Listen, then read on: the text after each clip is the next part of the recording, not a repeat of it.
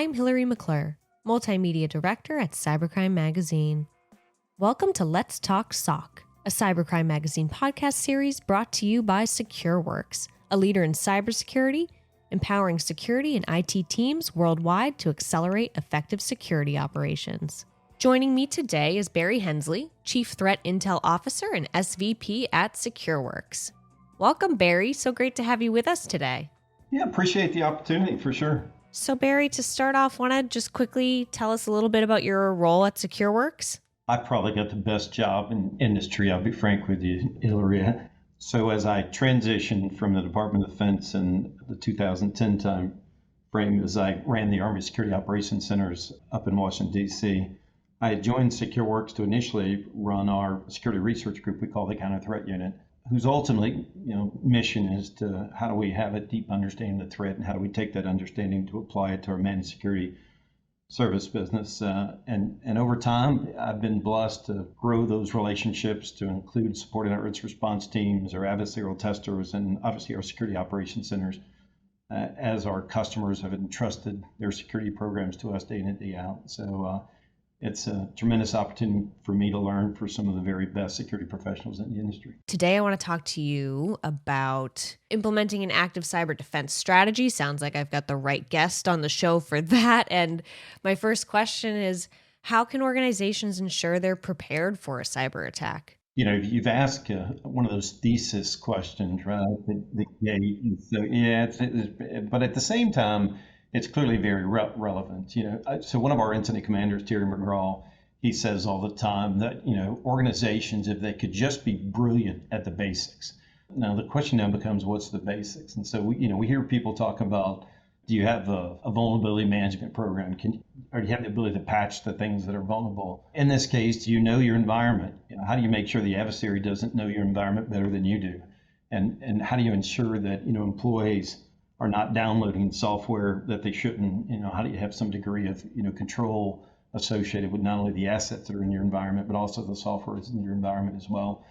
And you hear people talk about if they could only implement one thing, they'd tell you go implement, multi-factor authentication, which is really, how do you have two pieces of evidence to prove your identity as you log into a network? Because, an adversary is going to take advantage of, weak credentials for them to just log into the network itself. And then you'll hear things like, implement least privilege, organizations shouldn't have any more access than they need.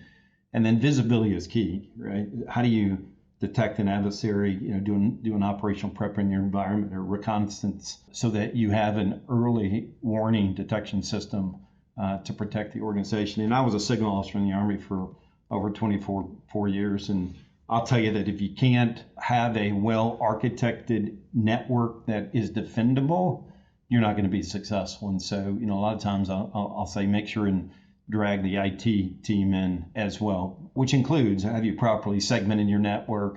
Have you implemented the right security controls in the right places? And then visibility. How do you have eyes on glass 7x24? And then I'd be remiss if I didn't tell you, I had a researcher one time tell me that if you're not hunting, you're being hunted. And I love that quote, which really means how are you constantly evaluating whether an adversary has eluded your security controls and you don't know it?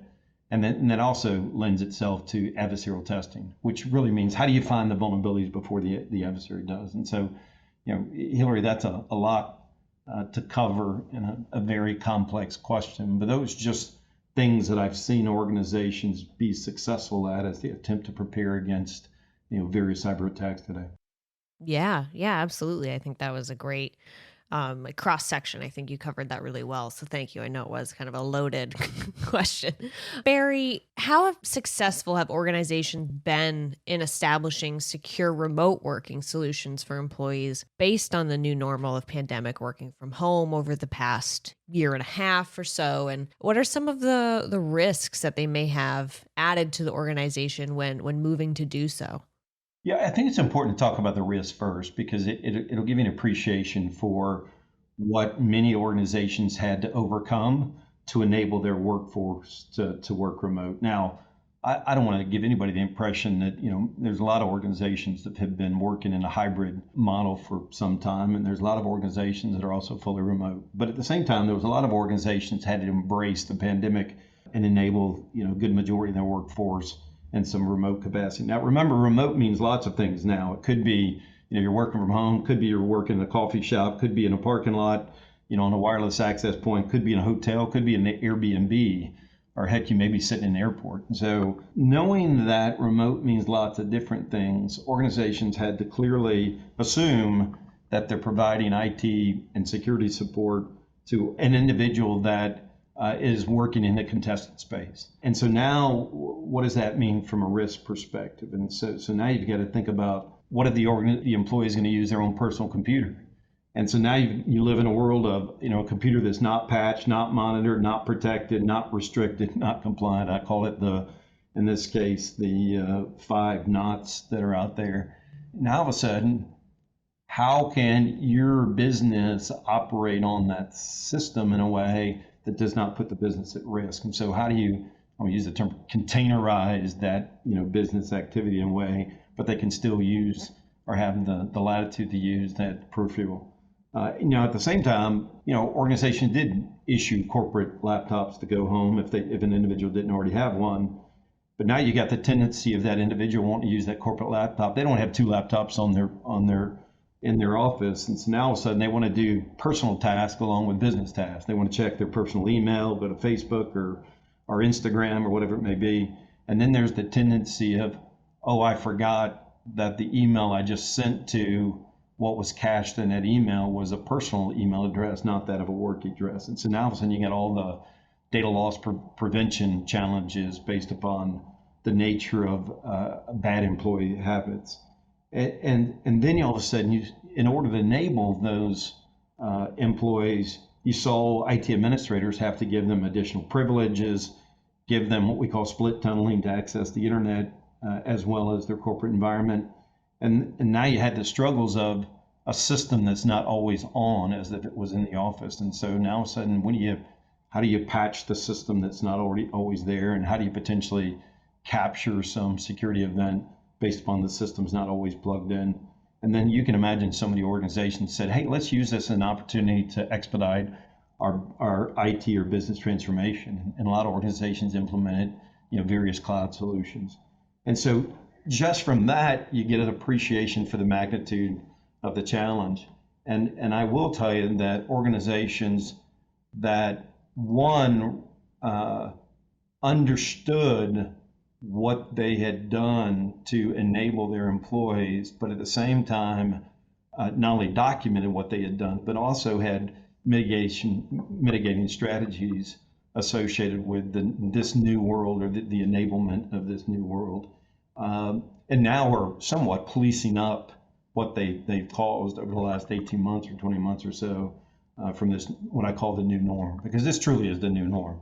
I don't think you're going to see any organizations just going to say, okay, time out, we're going to go back to the way it was. With that context, my next question for you, Barry, is where does third-party risk now fall within the priorities? Obviously, based upon my comment of so many people rapidly migrated to, let's say, cloud providers, which are part of the third-party conversation.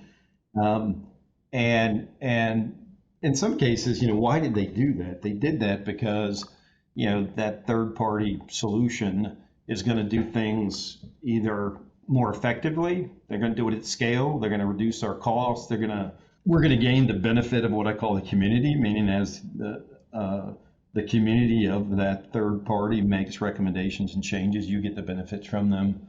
And in some cases, it just may be that they do it better than you do. The belief that they can provide better IT or security support than you. And it was a natural tendency to then, quote, outsource to those third parties that are out there. And so because of that, I think because now a majority of your IT infrastructure, in this case, I call it the attack surface, is now being provided by a third party. You now have to make it a priority, right? So now you've got to think about, how do you get to leverage these benefits, but at the same time, have a high degree of assurance that they're also providing you operational resilience, but also the security wrapper that's needed to ensure your business success. So, I'm thinking about this from the perspective now of our security professionals audience. What questions should they be asking their vendors? Yeah, I'm going to take on a little bit of tangent because I would tell you, Many vendors, software as a service type vendors, they want to interface with you via some ticket or form, or they want you to fill out a form that they'll get back to you. So first I'd tell you is that if it's a vendor that is critical to your organization, how do you establish a relationship with them, right? How do you have a contact with them? How do you have a reoccurring check-in with them so your relationship is real?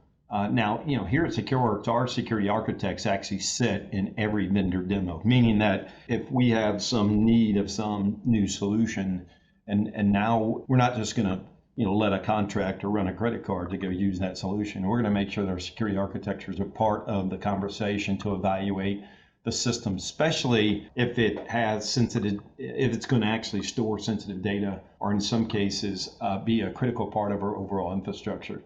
You clearly don't want to make your evaluation of that product just a traditional, paper check the box. And so now all of a sudden, how do you have the ability to hold that third party accountable? And what I mean by that is, do you get to review their own security audit? If they have an incident, do they have to report that incident to you? Do you have the ability to now audit them? Being things like I talked to you about earlier. Can you do a threat hunt in their environment? Can you do an adversarial pen test associated with them? And if not, if they're hiring others to do that, you get a copy of the findings so that they tell you how they've mitigated those risks. And then I also think it's important as well, Hillary, is what if the relationship goes sour and now all of a sudden you're gonna cancel the contract? So do you have the ability to they destroy your data, and how do you get proof they destroyed it? Do you know where they host your data? And you have a requirement for it to sit in the United States as an example versus overseas? And do you have any insights in who supports them, who's their third party providers, and what risk that may provide? And so a little long-winded answer, but I think you can be successful leveraging third parties, but at the same time, how do you see them as an extension of your IT security team? Thus, you must trust but verify. To close out our conversation, Barry, I'd just love to give you another open question. Anything else you'd want our listeners to know based on what we've covered, or just anything we actually also didn't cover? Just would love to hear your thoughts. I don't think you can have a conversation today about security without talking about some of the top threats that are out there. Clearly, everybody's talking about ransomware, everybody's talking about business email compromise, everybody's talking about credential theft. Where I struggle in those conversations, they all can talk like they're one thing, right? Ransomware is not one thing. We're tracking over 30 threat groups that are doing various ransomware campaigns. We're tracking, 3,400 organizations that some form of their data has been stolen or compromised, and they are being posted on name and shame sites. And they're not customers of ours, but it's just the nature of the beast that those threat actors want to embarrass those organizations so they pay the ransomware itself. And so there's all these different campaigns of extortion, whether I'm going to encrypt your system, whether I'm going to steal your data, where I'm going to notify your clients to ultimately, motivate or inspire you to pay a ransom itself. And so when I hear people talk about their disaster recovery preparedness for ransomware, I always warn them it's not, one thing, it's multiple campaigns they need to be prepared for. And now all of a sudden you got to start thinking about, what do you need to do? We talked about all the things you need to prepare for a cyber attack, which is, the things that a ransomware threat actor would obviously do as well. But now you got to take it a step farther. Right now, are you and have you rehearsed your ability to now do all the incident response steps, the forensics, the containment, the eradication of the threat, and ultimately recover? And have you documented your mission critical systems within the environment? You know what you need to bring online at the most critical times. And then clearly, as Jeff Carpenter would say, who runs our incident response practice, rehearse, rehearse, rehearse, because nothing can substitute demonstrated ability to now implement the tasks that are needed to be successful to recover from such a catastrophic event. Barry, this has been wonderful. Thank you so much for taking the time and coming onto the show and sharing with us your perspective and expertise. I'm sure our listeners really enjoyed the episode. So just thank you so much. Hillary, appreciate the tremendous opportunity. The show is obviously well respected across the security industry at large, and I look forward to the viewers having an opportunity to listen to the discussion, but also provide us feedback as well.